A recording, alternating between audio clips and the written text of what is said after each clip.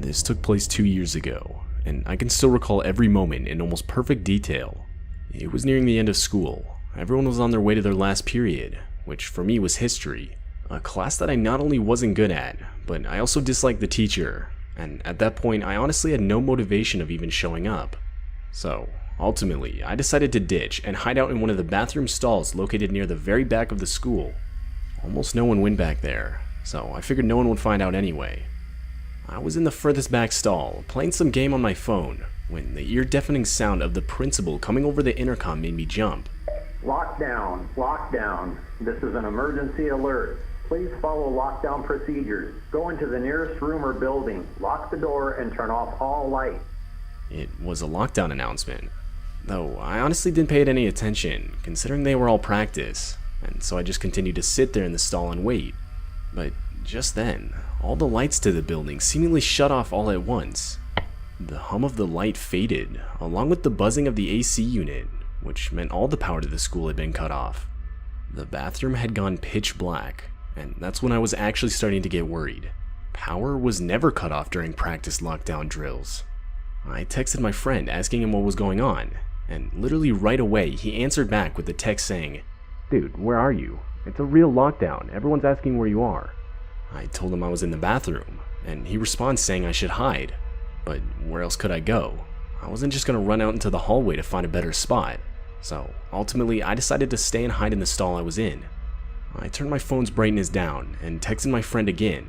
I asked him what the reason was for the lockdown, and after 5 long minutes of waiting, he replied saying that apparently there was a kid armed with a knife banging on classroom doors and asking to be let in.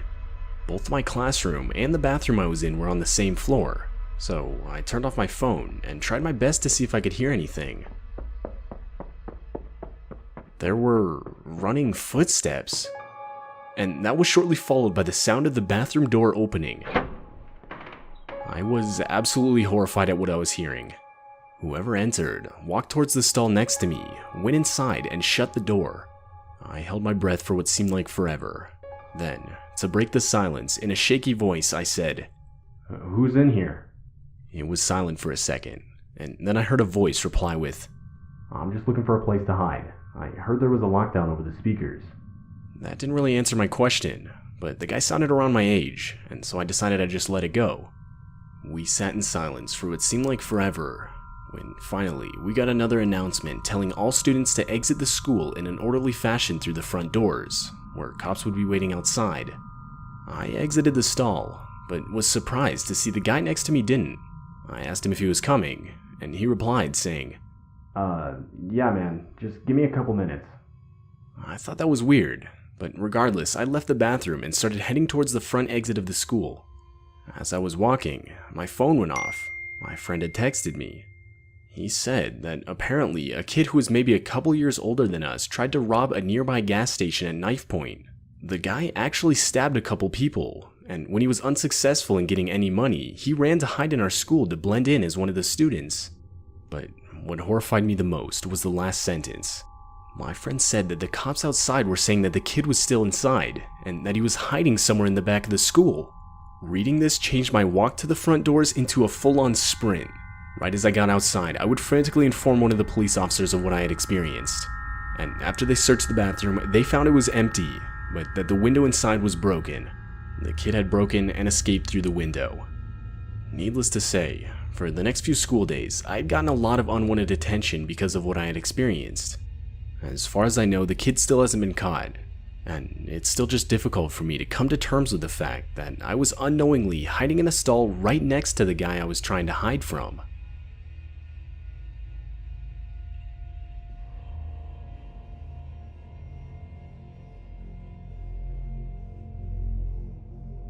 I somewhat recently got my first real job as a teacher at a public elementary school in a nearby neighborhood.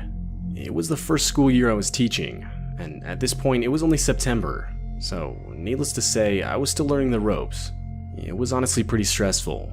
I teach a first grade class of around 20 kids, so you can imagine how chaotic it would get at times, especially with my lack of experience.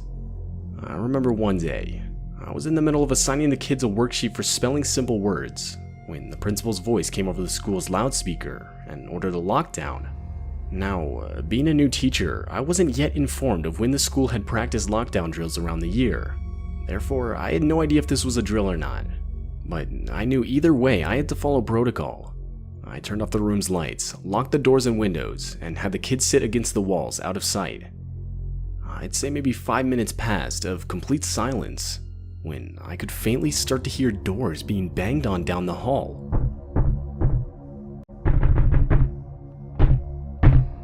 I could feel my heart start to race as the sounds got louder as whoever was banging on the doors got closer.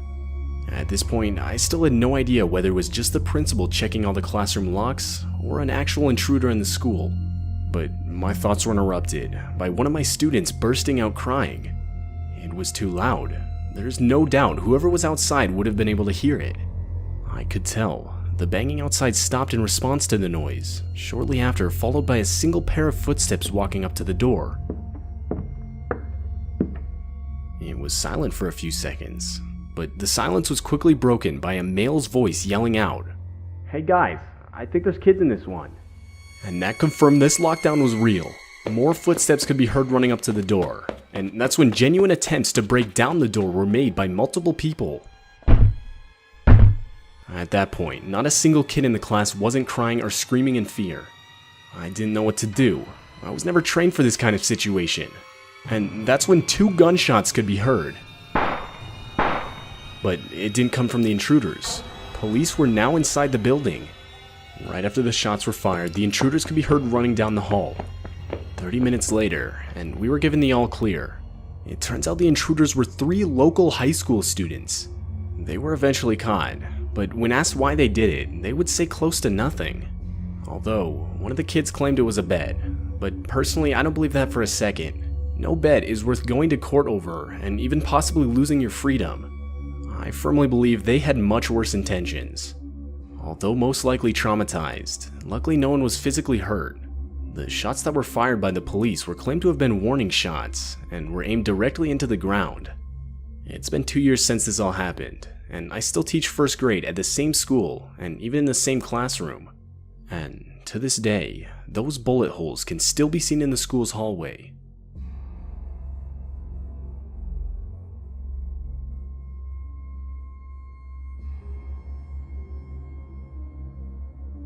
This happened back when I was in middle school. Technically, it was actually my last day in middle school.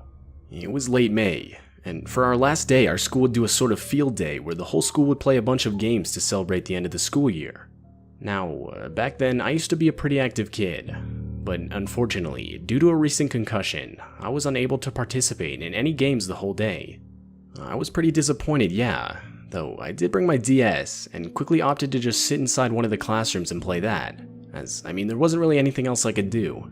None of the teachers seemed to mind, so there I was, all by myself in the classroom for my science class playing my DS, all the while the other kids got to play games in the school's gymnasium.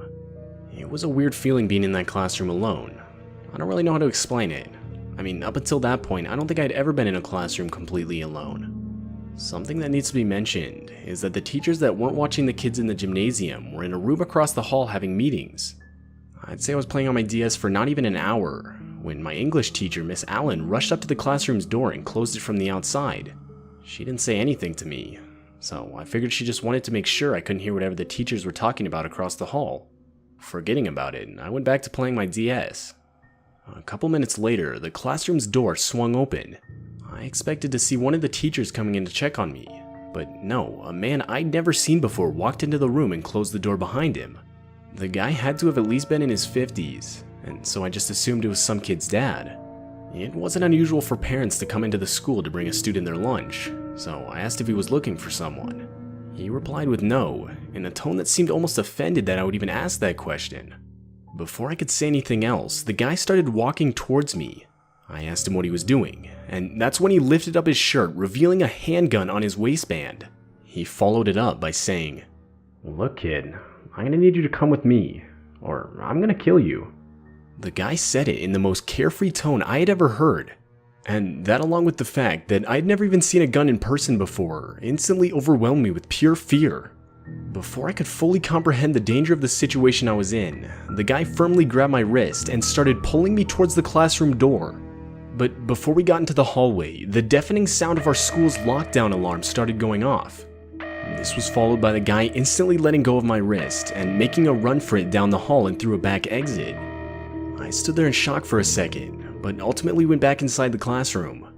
I'm not sure how much time had passed when Miss Allen came back into the room and told me that she didn't want to scare me, but that there had been an intruder inside the building and a lockdown which now was over had taken place.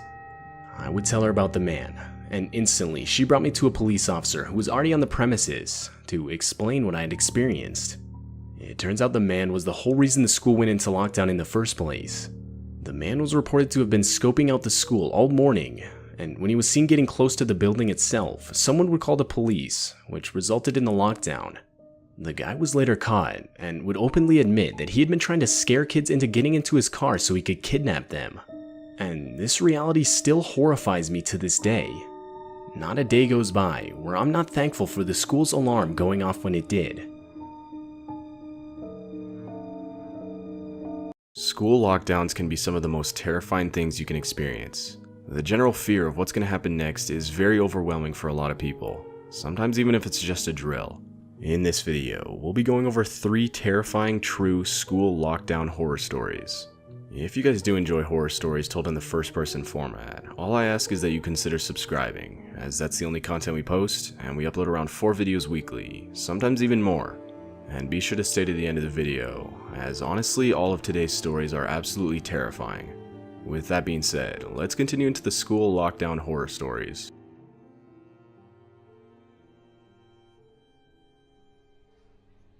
It was a completely normal, boring school day.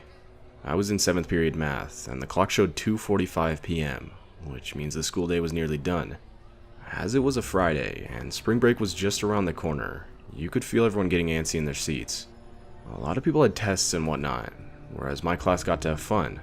We had a super laid-back teacher who loved to entertain us as much as possible. We lucked out in that sense. Me and my girlfriend Haley were messing around in the back, talking about something that occurred earlier that day. When it happened, the alarm for the lockdown went off, and the principal came over the loudspeaker. Now, for some context, typically a teacher would yell lockdown 3 times if it was a drill. We were always told if it was 4 times, it was not a drill. The reason for this was to hide the fact that we knew someone was in the building with malicious intent. 4 times we heard the word lockdown. Now, I've gotten so used to hearing it only 3 times that I paid no attention to how many times lockdown was even said.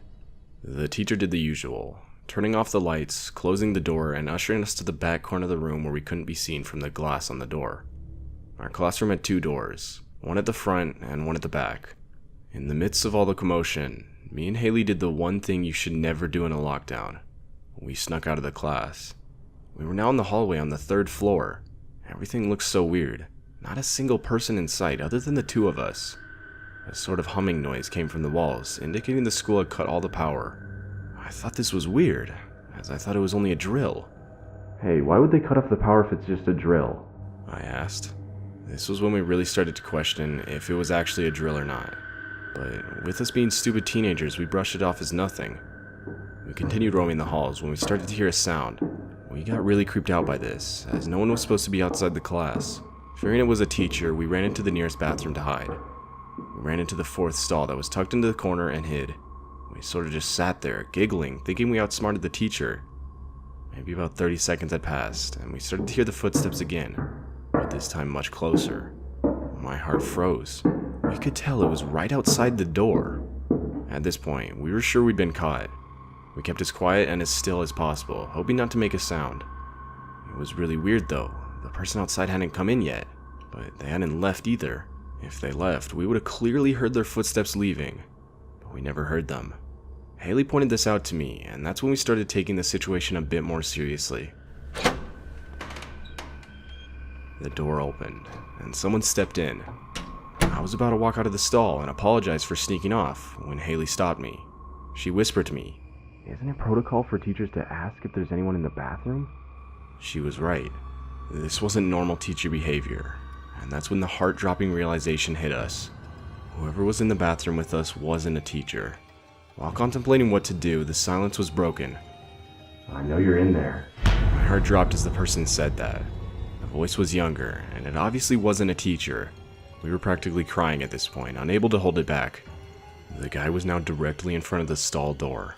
He started pounding on the door and screaming like a madman.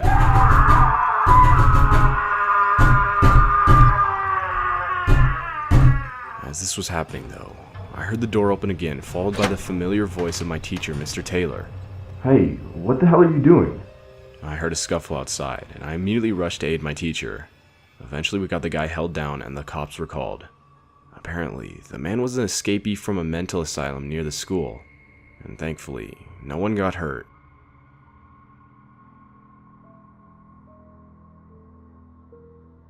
I don't know if any of you guys remember a few years ago when a sort of killer clown craze shook America for a few months. Well, this all happened during that time. I always remembered me and my friends thought it was funny, and we'd always watch those clown caught on camera videos that were really popular at lunch. Although, our laughter turned into fear when we were made aware that a few of those clowns on Twitter threatened to come to our school at 11 a.m. that day and quote-unquote kill all of us. Luckily, the school picked up on this, and they sent out emails to the parents that they had scheduled a planned lockdown at 10:30 that day in response to the threats. I was sitting in history class when I heard the familiar sound of the lockdown alarm, followed by the teacher rushing to the windows and door, locking and closing them.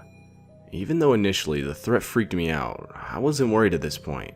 I reasoned that it was most likely just another blank threat online, and that nothing would happen. After about 40 minutes of silence, sitting on the cold floor in the corner of the room, the emergency green flashing light turned off, then followed by the air conditioning slowly falling silent, and then the hallway lights switched off. The school had cut the power, but why though? At this point, me and my classmates were staring at each other. We all knew that something real was going on, as the school never cut off the power unless something serious was happening. After 10 minutes or so, we could all hear a faint banging noise from down the corridor, shortly followed by heavy and fast footsteps. Someone was running down the hallway. They started banging on the lockers and screaming. At this point, a few girls started quietly crying. Just then, the most terrifying thing ever happened. One of the men, dressed as a clown, ran up to the class door, banging and screaming. Multiple people were crying now, and one of my friends whispered to me in complete seriousness, saying we were all gonna die. I have no shame in admitting that this caused me to start crying too. I then heard the loud sound of glass shattering. The man had shattered the glass part of the door, and I could see his arm reaching through to try to unlock the door from the inside. I was frozen and in complete disbelief as to what I was witnessing. But luckily, my teacher reacted quickly, grabbing a piece of shattered glass from the ground and stabbing the man's arm before he could unlock the door. He instantly grabbed his arm back, and you could hear his screams of pain. He then quickly stepped away from the door, and his screams slowly faded down the corridor. After another 2 hours, the principal came on the loudspeaker, explaining everything. He said that just after 11, 2 men walked into the school, one holding a kitchen knife. They ran around the school, threatening to kill students and trying to break into classrooms. But once the police raided the school, only one of them was caught, and it wasn't the one who tried to break into our classroom. After the whole event, the school got over 20 buses to take the younger kids home, and the kids 9th grade and over, like me, were told to walk home in groups and call the cops if we saw anything suspicious. I had a hard week at school after that experience. I was always thinking that the men would return, this time with a gun or something, but nothing happened. This, nonetheless, will be scarred into my mind forever. Ever since the lockdown, the school has hired a few more on-campus police officers, and they've installed some auto-locking features on doors and windows. This has made me feel a little bit better in school, but this isn't just an experience you can simply forget about. I live in the middle of nowhere. The school I go to has maybe 500 students in total. It's enough for everyone to know everyone's name. Regardless, this day our school went on lockdown. That familiar, yet eerie chime of our principal's voice saying to remain in our classes until further notice rang through the building over the intercoms. His voice was surprisingly calm, especially considering the fact that he didn't even say it was a drill. Despite our little town, crime isn't completely unheard of. We've had our fair share of reported break-ins, robberies, and even some gang activity. "I bet it's a robber down at Chase Bank," my friend Kyle joked.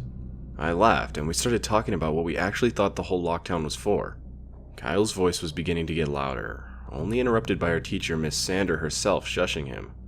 It had now been about 10 minutes of complete silence, but like most high schoolers tend to, we all lost our patience. Everyone was now talking softly to whoever they were sitting next to at this point. Just then, we all heard it. Footsteps. Not just one pair, but a few walking down the hall. We all went quiet, knowing that something was wrong, and if this was a drill, it would have been just one pair of footsteps, that being the teacher checking on the classrooms. Even Kyle, who had previously been talking, grew silent.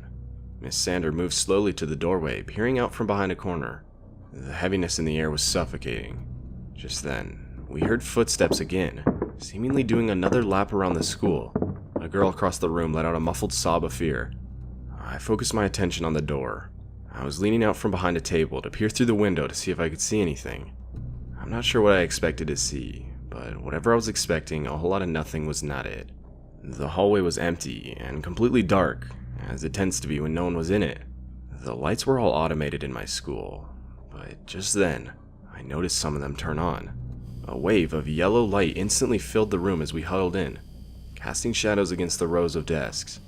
Someone somewhere tried to calm the crying girl, but I could hear their own murmured voice waver. I was still looking through the door's window from a distance at this point. But of course, as I was doing this, I saw someone walk up to the window and start looking through into the room. I instantly ducked back down behind the table the whole class was hiding behind. I felt my heart beat wildly as I heard the sound of the doorknob start to shift. My vision grew static as I pulled my knees to my chest, curling up tightly in the corner of the room. The door shook as the guy banged on it repeatedly, and as he was doing this, my biggest fear came true. The door hinges gave out, and this guy proceeded to walk into the classroom. All of us went silent, praying this man wouldn't walk over to the corner of the room and see all of us hiding behind this table.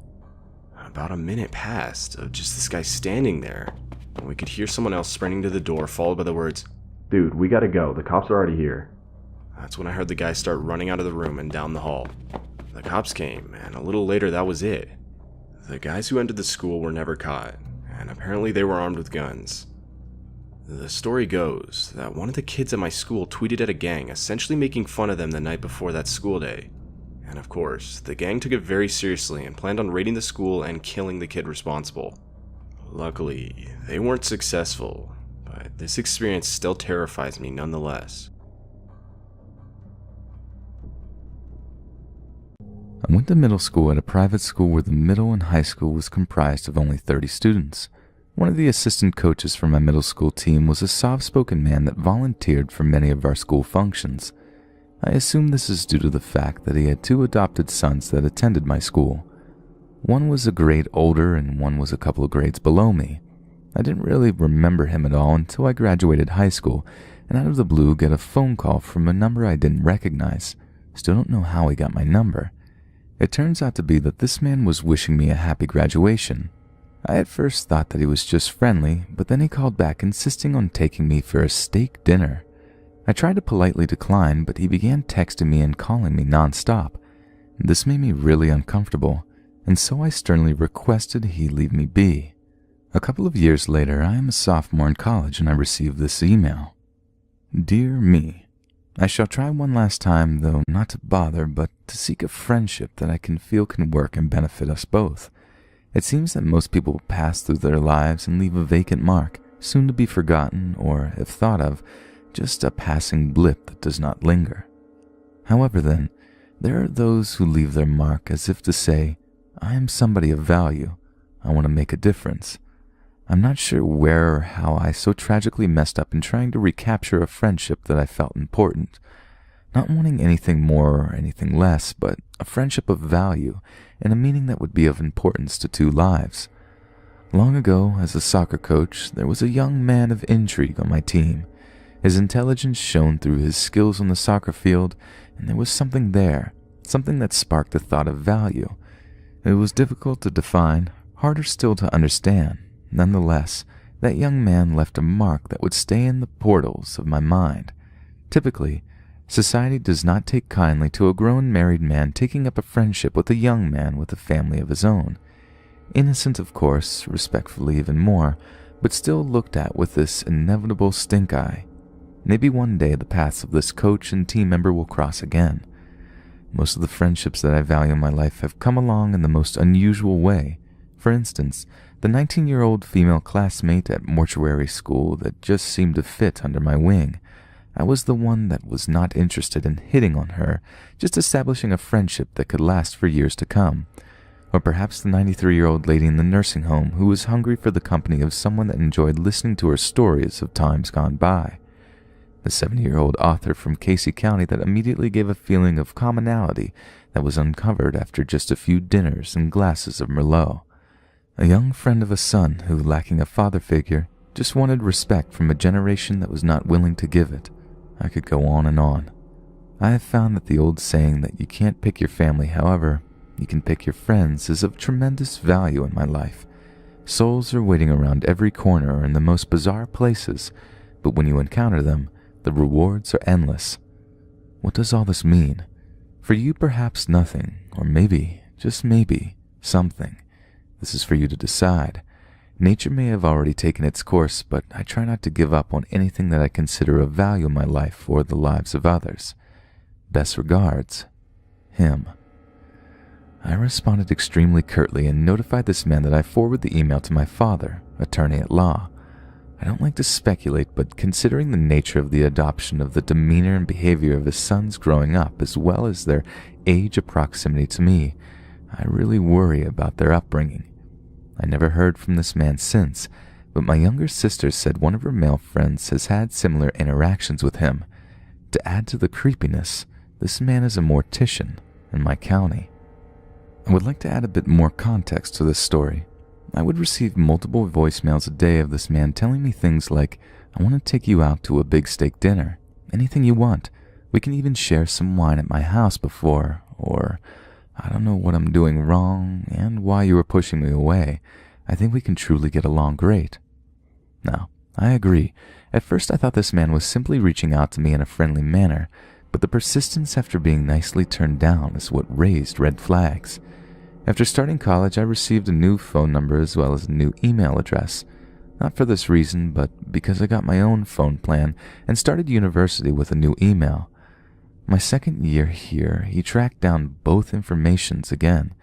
This is when he sent this letter as well as started the calls again. It was only after telling the man that I forwarded his email to my father, who happened to be an attorney, that he left me alone. A few months later, the county prosecutor contacted me requesting information. When I recalled this story, I did a quick Google search of his email and name and found at least 2 obituaries of 14 and 15-year-old boys that live in different states from him, where he posts on the online funeral page expressing condolences. I won't add his exact wording or the sites because I don't want to reveal his identity, but both were identical and went something like this. Parents, may God give you strength.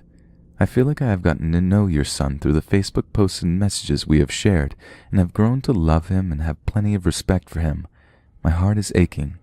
I love you. Insert son's name. It is speculative, but it sounds as if he doesn't personally know these boys, and the similar wording he uses to the letter he sent me further raises red flags. And lastly, I want to reiterate that I barely knew this man. We never had an opportunity to be alone and develop some bond that he refers to. He was the assistant coach for my middle school soccer team. I rarely even made it on the field as I was in the 6th grade and it was a middle school team. It was not as if he was some teacher I saw every day, and I sincerely left an impression on him. I didn't even remember he existed until the calls and emails started.